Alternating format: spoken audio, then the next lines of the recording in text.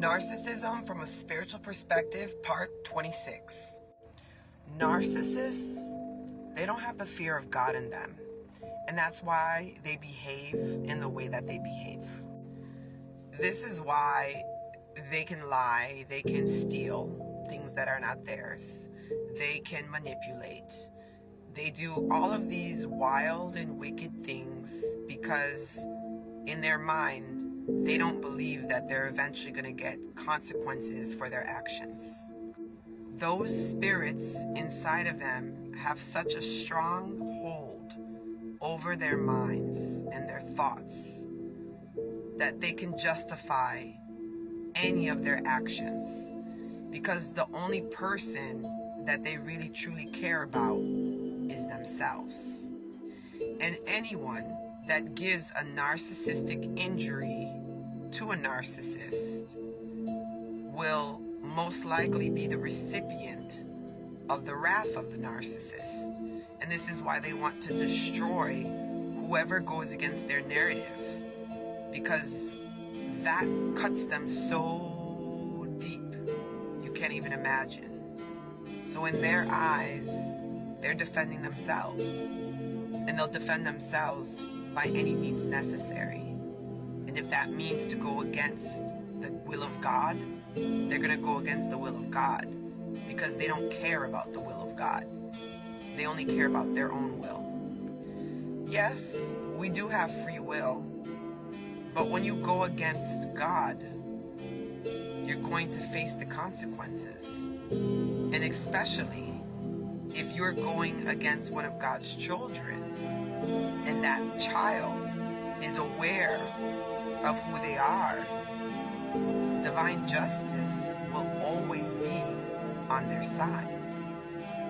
You have to be like really sick in your head, the narcissist, to think that you can steal something, for example. It's not yours. You didn't work for it. You didn't put up the money for it. You could steal it and then continue living your life as if there's no consequences for that. That goes against divine judgment. You can't take what's not yours. That's one of the commandments. Thou shalt not steal, right? But those spirits that are operating in the mind of that narcissist person will make them think that it's okay to steal because they're defending themselves. So if someone doesn't have the fear of God in them, they don't have that like barometer, you know, they don't have something to strive towards following. It's like the wild, wild west in their mind. And because they don't have the fear of God inside of them, and because they're only thinking about themselves and their survival, then they're going to do whatever they can to preserve that. And this is why they don't care if they're going to do things to hurt other people, because that's not on their mind of doing the right thing in God's eyes. They're doing the right thing in their own eyes, and this is why they can get themselves in really big trouble. The enemy, as I always said, uses narcissists to do their dirty work. And in scriptures it says, the enemy came to steal, kill, and destroy. And this is why they use the narcissists to do their dirty work.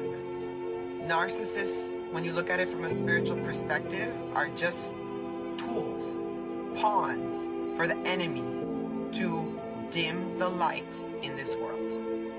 And until God's children recognize who they are and recognize the authority that they have to trample their enemies, they will be the victims at the hands of narcissists.